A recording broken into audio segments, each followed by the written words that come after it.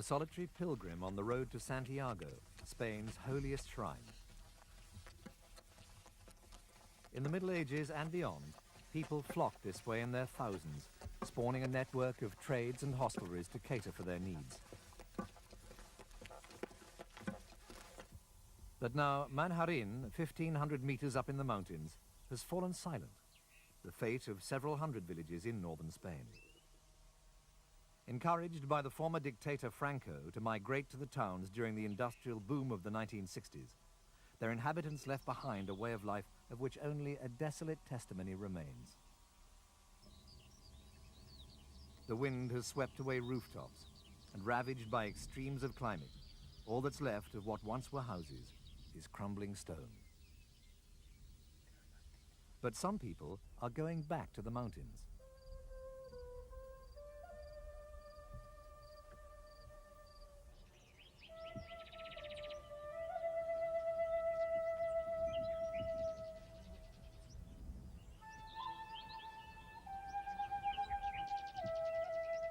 This is Matavenero, once a thriving farming community and one of the most remote villages in the province of Leon. It's long been given up for lost by the people who traditionally graze their cattle here. These settlers are refugees from the cities. And not only from Spanish ones. This vintage import from the Black Forest is one of the few lifelines with the outside world of a group which includes German, Swiss, Scandinavian and French members, as well as Spaniards. They've come here to get away from a polluted and consumer-orientated environment. And until they can restore some of the village houses, a tent will do. The circular teepees used by North American Indians, the door pitched to the east, are said to enhance a person's feeling of harmony with their surroundings. There's 30 years' growth of vegetation to clear away. Its mountaintop site made Matavenero inaccessible at the best of times, but a path has to be cut to the nearest fountain and an old mule track uncovered. This winds its way to a distant road. The settlers are adamant that they don't want cars to reach the village.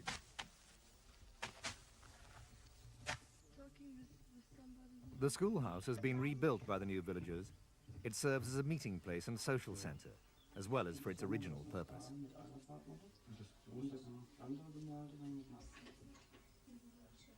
Here, German or English is the lingua franca, and the setting rather more relaxed than these two children might find in their native Switzerland.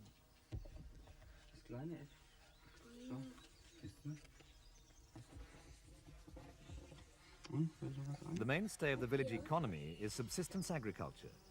Jeff Blossom from the United States plants beans and gourds using traditional American Indian methods. Each of the settlers has an allotment, and one day a week is set aside for communal working. The project has the blessing of Leon's provincial government, anxious to revive depopulated rural areas.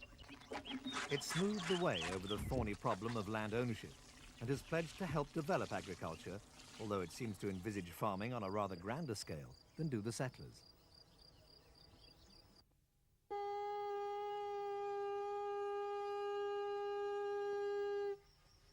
For the self-styled pioneers, what's all important is a sense of community and closeness to nature. What their predecessors in the village had forsaken as a hostile and unforgiving environment is to them something approaching a paradise. The only unwritten rules are a respect for the earth and for each other. The river is flowing back to the sea.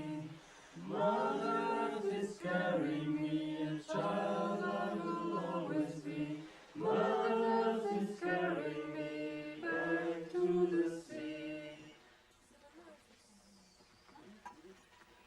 I have a very strong hope that more communities come up and more villages like this will grow, because it's urgently, it's very necessary that we find a new way of living, new ecological way, because everybody knows that the world is threatened by contamination and other problems and worldwide problems, and we have to find solutions, and we cannot continue like we do. This is sure for everybody, and I'm very sad to see that people recognize it but don't act. The settlers had to fight their way through a mile of undergrowth to build a canal to supply the village with water. Now, everything depends on the energy and tribal closeness, which they say living in Matavenero gives them.